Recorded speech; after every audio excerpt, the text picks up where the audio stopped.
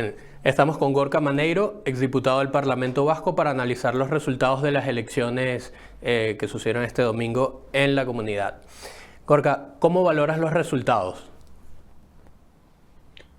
Bueno, por decirlo brevemente o en un titular, creo que gana claramente el nacionalismo, consigue pues nada más y nada menos que 54 de los 75 diputados.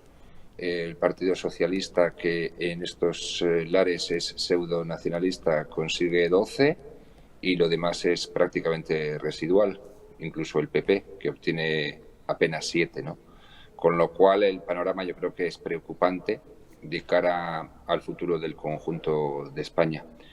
Y habrá que hacer algo para corregir la situación en la que nos encontramos, ¿no? Una España cada vez más desigual, una España en algunas de cuyas comunidades autónomas el PP y el PSOE o no obtienen apenas representación o tienen que disfrazarse de pseudonacionalistas para obtenerla, y por lo tanto, pues con preocupación. No me ha sorprendido, pero la verdad es que el panorama es muy inquietante.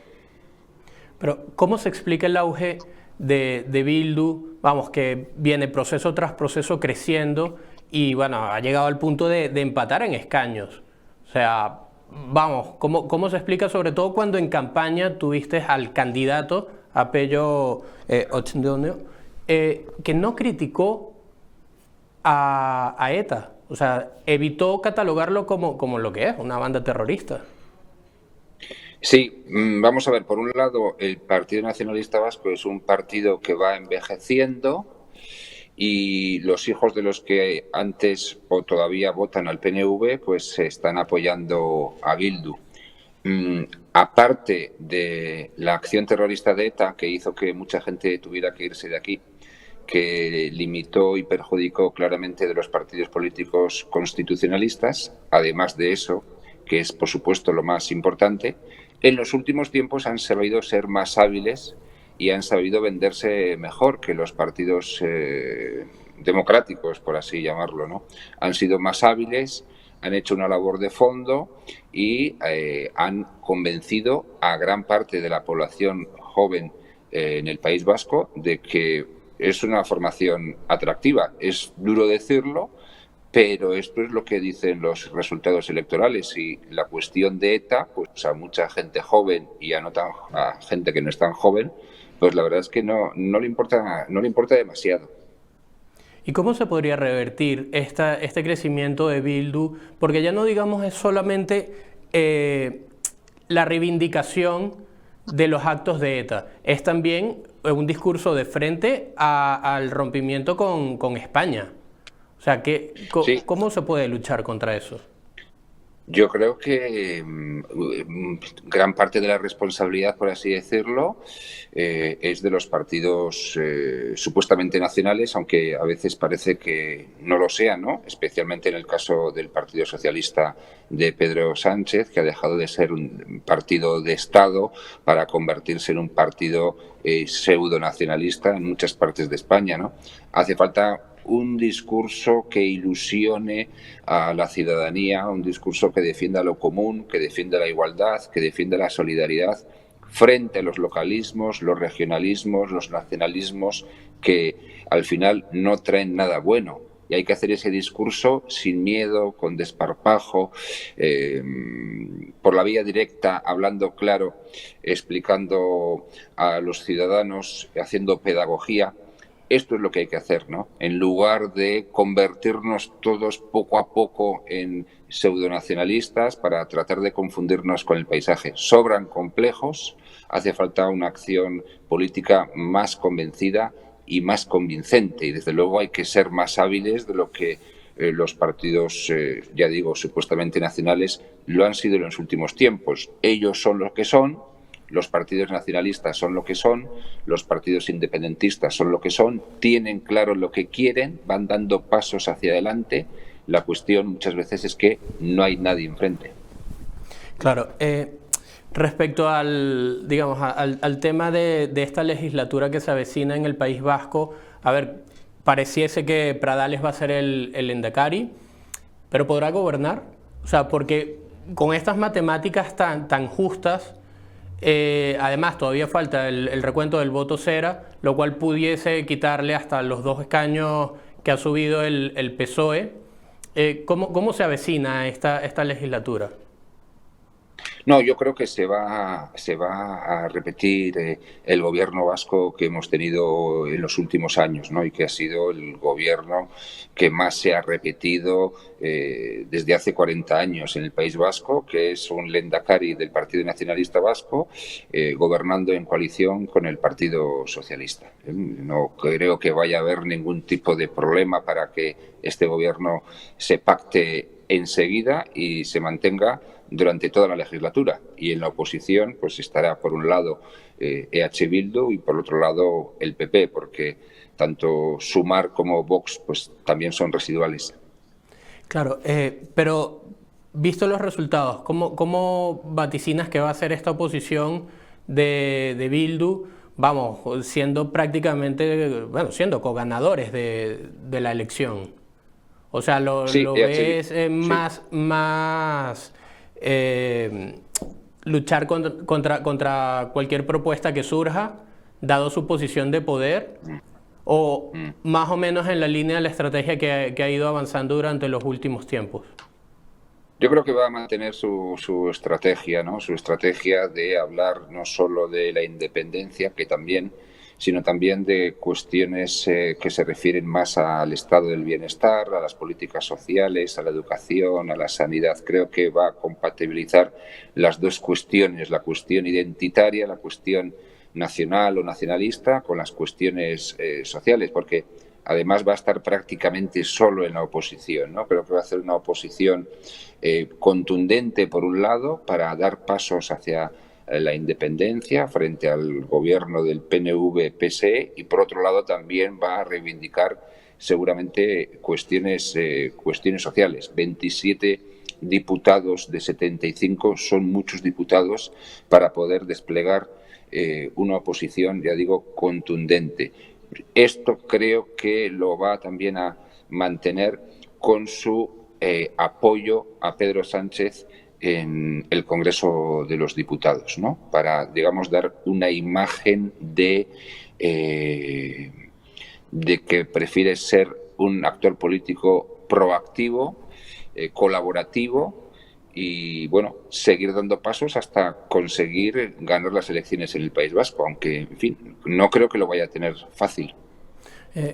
Estas han sido unas elecciones quizás un poco atípicas porque los principales rostros de los candidatos son nuevos, hasta semidesconocidos, ¿no? Tenemos a Ochandiano en Bildu, a Pradales en el PNV. ¿Consideras que este cambio, por ejemplo, porque además suele pasar que en el partido que gobierna, que suele tener la mayoría, después de mucho tiempo que hay ese cambio a un nuevo candidato, suele bajar? O sea, ¿crees que esos 4 votos que ha perdido el PNV en estas elecciones es por eso o es porque el discurso de PNV, que digamos es el PP vasco, por llamarlo de alguna forma, ya no está calando en la sociedad? Yo creo que las dos cosas, ¿eh? O sea, de hecho, bueno, ha ganado, ¿no? O sea, es decir, ha sido también, creo que un éxito porque ha sabido mantenerse como primera fuerza política. Sí que se ha retraído, ha perdido 4 diputados, creo que como consecuencia del empuje de Bildu, y por otro lado de que el PP no ha conseguido recuperar votos que en su momento se fueron al PP, al PNV, porque efectivamente ambos partidos políticos comparten votantes fronterizos, ¿no? Creo que aguanta bastante bien el PNV. El PNV todavía es mucho PNV, es una maquinaria electoral muy bien engrasada, y aunque es cierto que con el paso de los años se muestra cada vez más débil, todavía tiene mucho potencial y le da para ganar. De hecho, efectivamente, pues ha sabido compensar el hecho de que tuviera un candidato que no era muy conocido. Por otro lado, igual que EH Bildu, ¿no? Sin embargo, durante las últimas semanas han tenido esa capacidad de darlos a conocer suficientemente.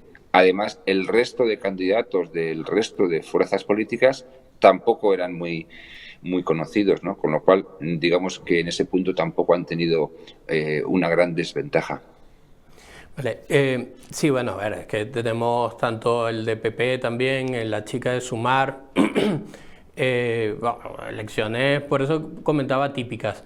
Sin embargo, a ver, con el tema del voto cero se abre ese juego interesante, ¿no? Porque en el caso que es el peor escenario y realmente es poco probable, pero puede suceder que el PSOE pierda esos dos candidatos, vamos, podría igual sumar, valga la redundancia, con Sumar más el PNV y todavía conservarían la mayoría.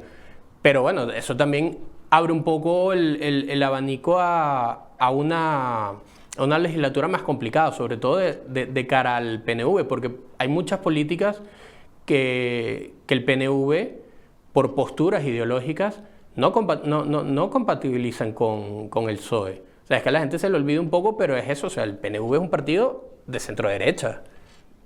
Entonces Sí. claro, digamos, como que queda en una posición de mayor debilidad. En el caso de que efectivamente el PSE perdiera 2 diputados, ¿no? Se quedaría con 10. El Partido Nacionalista Vasco tiene 27 más 10, 37, más el de Más el Sumar, de sin ir Sumar. más lejos, Quedaría la la justa, mayoría la absoluta. 38.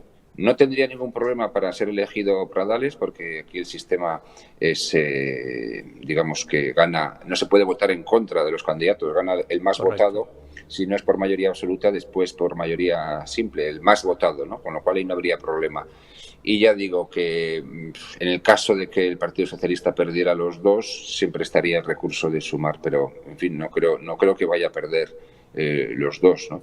Y en todo caso, si eso ocurriera, digamos que en la oposición se encontrarían partidos políticos tan dispares como EH Bildu, PP y Vox, y es muy difícil que se pusieran de acuerdo, aunque solo fuera para votar en contra, ¿no? Depende qué ley quisiera aprobar ese hipotético gobierno vasco. Sí.